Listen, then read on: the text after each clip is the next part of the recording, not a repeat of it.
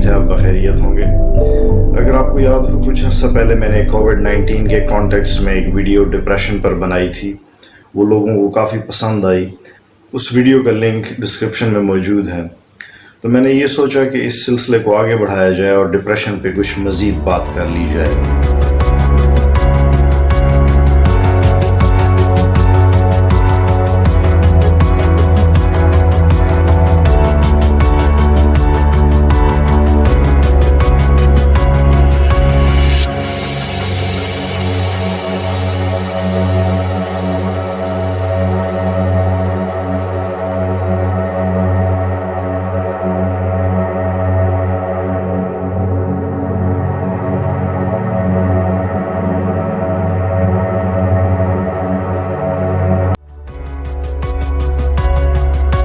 Depression ایک ایسی دماغی بیماری ہے جس سے دنیا کی تقریباً 10% آبادی متاثر ہے، لیکن ایز اے سوسائٹی اس کے بارے میں بہت کم لوگ جانتے ہیں۔ ڈپریشن کو سمجھنا اس لیے مشکل ہے کیونکہ یہ ایک انویزیبل بیماری ہے۔ جیسے آپ کو بخار ہوتا ہے، آپ کو سکن ریشز ہوتے ہیں، آپ کو الٹی آتی ہے، آپ کو ڈائریا ہوتا ہے، تو یہ چند علامات ہیں جس کی وجہ سے آپ کو پتہ چلتا ہے کہ آپ کی باڈی میں کچھ نہ کچھ چل رہا ہے۔ جو لوگ ڈپریشن میں مبتلا ہوتے ہیں وہ خود بھی نہیں سمجھ پاتے کہ ان کو ڈپریشن ہے۔ وہ محض یہی سمجھتے رہتے ہیں کہ وہ اوروں کے مقابلے میں کمزور ہیں، کم ہمت ہیں، اور وہ کام جو اور لوگ آسانی سے کر لیتے ہیں وہ ان کے بس کی بات نہیں۔ تو آج کی اس ویڈیو میں آپ کو بتاؤں گا کہ وہ کون سی علامات ہیں جن کی وجہ سے آپ کو اندازہ ہو جانا چاہیے کہ اب آپ کے اندر ڈپریشن کی علامات آنے لگی ہیں۔ یہ وہ کرائیٹیریا ہے جس سے ڈپریشن کو ڈائگنوز کیا جاتا ہے۔ اس کو ہم DSM-5 یا diagnostic and statistical manual of mental disorders 5th edition کہتے ہیں۔ تو یہ بیسیکلی نیورو سائنس میں یوز ہونے والی ایک ٹیکسٹ بک ہے جس سے ہم ڈپریشن کو ڈائگنوز کرتے ہیں۔ اور جیسا کہ آپ جانتے ہیں کہ ایسا کوئی فوری ٹیسٹ اویلیبل نہیں ہے، جیسے فار ایگزامپل کوئی بلڈ ٹیسٹ وغیرہ کہہ لیں جس سے ہم ڈپریشن کو ڈائگنوز کر لیں۔ تو اس لیے ڈپریشن کی ڈائگنوزس کے لیے چند ڈائگنوسٹک سکیلز یوز ہوتے ہیں۔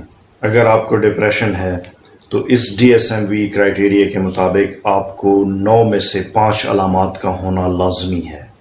یہ علامات اگر آپ میں فریکوینٹلی پائی جائیں، عموماً پائی جائیں، یا روزمرہ کے معمول میں آپ نوٹ کریں کہ آپ کے اندر یہ علامات پائی جاتی ہیں، تو کبھی امکان ہے کہ آپ ڈپریشن کا شکار ہیں۔ ڈپریسڈ موڈ، کوئی شخص سیڈ ہے، آزردہ ہے، ہوپلیس ہے، اس نے امید چھوڑ دی ہے، اسے زندگی میں کوئی امید نظر نہیں آتی، وہ اپنے آپ کو اندر سے کھوکھلا اور بیکار سمجھتا ہے۔ ایسے لوگوں کا موڈ ہر وقت بلا وجہ خراب رہ سکتا ہے۔ کانٹ انجوائے اینی تھنگ، ایسا شخص کسی چیز سے خوش نہیں ہوتا، جس کو ہم انہیڈونیا کہتے ہیں، یعنی ایسا شخص کسی چیز سے لطف اندوز نہیں ہو سکتا۔ وہ چیزیں جو آپ کو پہلے پسند ہوا کرتی تھیں، جس سے آپ خوش ہو جایا کرتے تھے، وہ اب آپ کو خوشی نہیں پرووائڈ کر سکتی۔ ایسی چیزیں اب آپ کے لیے بے وقت اور بے معنی سی ہونے لگتی ہیں اور آپ ان سے فرحت محسوس نہیں کر پاتے۔ ویٹ گین اور ویٹ لاس، اگر آپ کو اچانک سے بھوک زیادہ لگنے لگی ہے، یا اچانک سے بھوک کم ہو گئی ہے، یا اچانک سے آپ کا وزن بڑھنے لگا یا گھٹنے لگا، تو یہ بھی ڈپریشن کی علامات ہو سکتی ہیں۔ یا آپ کو کچھ خوراکوں سے نفرت ہو گئی ہے، پہلے آپ وہ کھا لیا کرتے تھے لیکن اب آپ کو وہ پسند نہیں ہے، یا کچھ خوراکوں کی طرف آپ کی رغبت اب نارملی بڑھ گئی ہے۔ انسومنیا یا ہائپرسومنیا، انسومنیا کا مطلب ہے کہ آپ کو نیند اچھے سے نہیں آتی یا آپ اپنی نیند مکمل نہیں کر پاتے۔ اگر آپ کو 24 گھنٹے میں 4 سے 5 گھنٹے ہی نیند آ پاتی ہے تو ہم اس کو انسومنیا یا بے خوابی کہہ سکتے ہیں۔ تو یہ بھی ڈپریشن کی علامات ہو سکتی ہیں۔ یا پھر ہائپرسومنیا، یعنی اگر آپ 24 گھنٹے میں 10 گھنٹے سے زیادہ سوتے ہیں، اور اگر آپ ایسا نہ کریں تو آپ بے جان ہونے لگتے ہیں اور آپ روزمرہ کے کام نہیں کر پاتے۔ سیڈ اینڈ ریسٹلیس، کچھ پیشنٹس یہ بتاتے ہیں کہ ان کو اندازہ ہو جاتا ہے کہ اب ان کو ڈپریشن کی کیفیت آنے لگی ہے، ان کے بازو، ان کی ٹانگیں اچانک سے بھاری ہونے لگتے ہیں۔ لو انرجی، ایسے لوگ پورا دن اکثر بے جان پڑے رہتے ہیں، ان کے جسم میں توانائی نہیں ہوتی اور وہ کوئی کام کرنا بھی چاہیں تو وہ بیڈ سے اٹھ نہیں پاتے۔ ورتھلیسنس اینڈ فیلنگ آف گلٹ، یہ لوگ اپنے آپ کو کسی کام کا نہیں سمجھتے، یہ سمجھتے ہیں کہ ان کا معاشرے میں کوئی رول نہیں، ان کی کوئی کنٹریبیوشن نہیں، ان کو دنیا کو دینے کے لیے ان کے پاس کچھ نہیں، یا وہ ایک بے مقصد زندگی گزار رہے ہیں۔ اور ایسے لوگ جن کا ماضی یا جن کا بچپن تلخ گزرا ہو، اکثر یہ کیفیات ان میں جنم لے سکتی ہیں۔ یہ کیفیات اس وقت بھی نمودار ہو سکتی ہیں جب کسی کی نوکری چلی جائے، اس کا ذریعہ معاش چلا جائے، اس کو مالی نقصان ہو جائے، یا پھر کوئی ایسا انسان جس کو طلاق ہو جائے۔ پور کنسنٹریشن اینڈ فوکس، ایسے لوگ کنسنٹریٹ نہیں کر پاتے، یعنی اپنی توجہ کسی خاص چیز پہ مرکوز نہیں کر پاتے، اور ظاہر ہے جب آپ کی کنسنٹریشن یا آپ کا فوکس لوز ہو جائے تو آپ پڑھائی پہ توجہ نہیں دے سکتے۔ اگر کسی اسٹوڈنٹ کو ڈپریشن ہو جائے تو اس کی یادداشت بھی کمزور پڑ سکتی ہے، کیونکہ جب آپ لاس آف کنسنٹریشن کا شکار ہوتے ہیں تو آپ کی یادداشت بھی انڈائریکٹلی متاثر ہونے لگتی ہے، اور آپ یوں اپنی توجہ پڑھائی پہ مرکوز نہیں کر سکتے، اور آپ کے گریڈز بھی خراب ہونے لگتے ہیں۔ سوئسائڈل تھاٹس، تو آخر میں ہم اس حوالے سے بات کر لیتے ہیں کہ یہ لوگ اپنے آپ کو ختم کرنے کے بارے میں سوچنا شروع کر دیتے ہیں یا پلان کرنا شروع کر دیتے ہیں، اور اس کو ہم سوئسائڈل تھاٹس یا سوئسائڈل آئیڈیشن کہتے ہیں۔ اکثر آپ دیکھتے ہوں گے کہ میڈیا میں خبر چلتی ہے کہ فلاں شخص نے اپنے بیوی بچوں سمیت پانی میں چھلانگ لگا دی اور اپنی زندگی کا خاتمہ کر دیا۔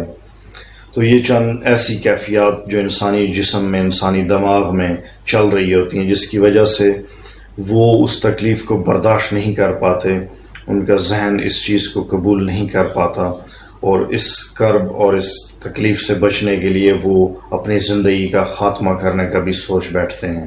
دراصل ڈپریشن انسان کے مستقبل یا فیوچر کے حالات سے لڑنے کی صلاحیت کو آپ سے چھین لیتا ہے۔ انسان کو دنیا تاریک لگنے لگتی ہے، اور اس کو یہ لگتا ہے کہ اس کو شارٹ کٹ کی طرف جانا چاہیے، اور وہ یہ فیصلہ کر بیٹھتا ہے کہ اگر اپنی زندگی کا خاتمہ کر دیا جائے تو ان غموں سے ہمیشہ کے لیے آزاد ہوا جا سکتا ہے۔ اب ایسی سوچ کی دو ٹائپس ہیں۔ تو اس کی پہلی ٹائپ پیسو سوئسائڈلٹی ہے۔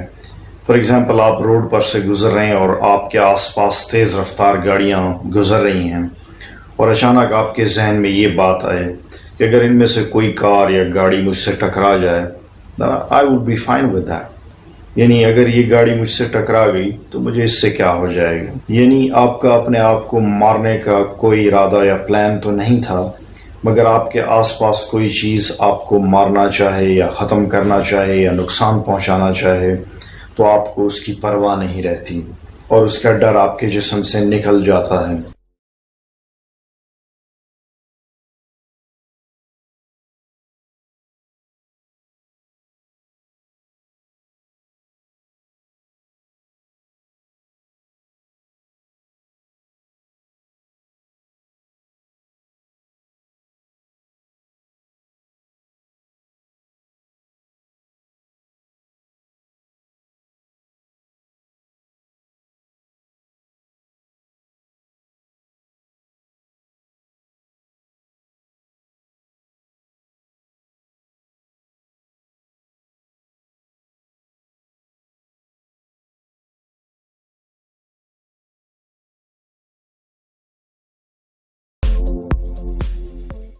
تو اس میں دوسری چیز ایکٹیو سوئسائڈلٹی ہے۔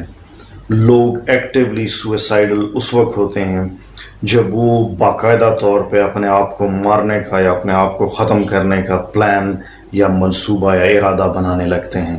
اگرچہ وہ اپنے آپ کو ان ارادوں سے باز رکھنے کی کوشش بھی کر رہے ہوتے ہیں، لیکن ایٹ دا سیم ٹائم وہ اپنے آپ کو ختم کرنے کے منصوبوں پر بھی عمل پیرا ہوتے ہیں، اور سوئسائڈ کے مختلف آپشنز پہ غور کر رہے ہوتے ہیں۔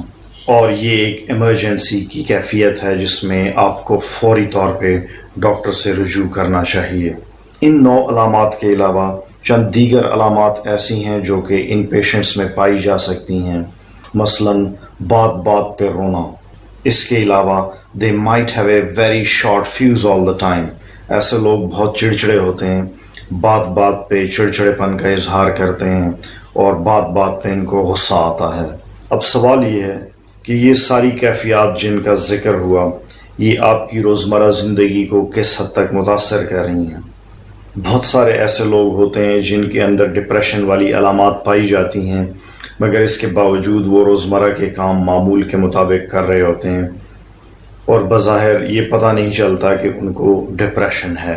یہ لوگ دوسروں سے ملتے جلتے بھی ہیں، ان کو فیک سمائلز بھی پاس کرتے ہیں، مگر اندر سے ان کو کوئی خوشی محسوس نہیں ہو رہی ہوتی، اور ایسے لوگ کسی بڑی گیدرنگ میں بھی اپنے آپ کو اکیلے اور تنہا محسوس کر رہے ہوتے ہیں۔ ان میں سے کچھ لوگ ایسے بھی ہوتے ہیں جو صبح بیڈ سے اٹھنا نہیں چاہتے یا بیڈ سے اٹھ کر کام پہ نہیں جانا چاہتے۔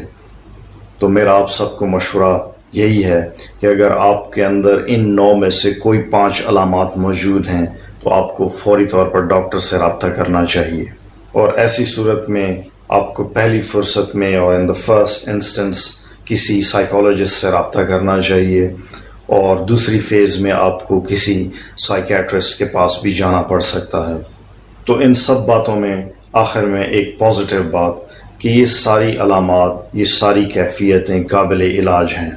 تو اگر آپ کسی اچھے ڈاکٹر کے پاس جاتے ہیں اور اپنا علاج بر وقت شروع کر لیتے ہیں تو یہ ساری کیفیتیں، یہ ساری علامات آپ کی ریورس ہو سکتی ہیں اور آپ بالکل نارمل زندگی گزار سکتے ہیں۔ اب تک کے لیے اتنا ہی۔ Thanks for watching.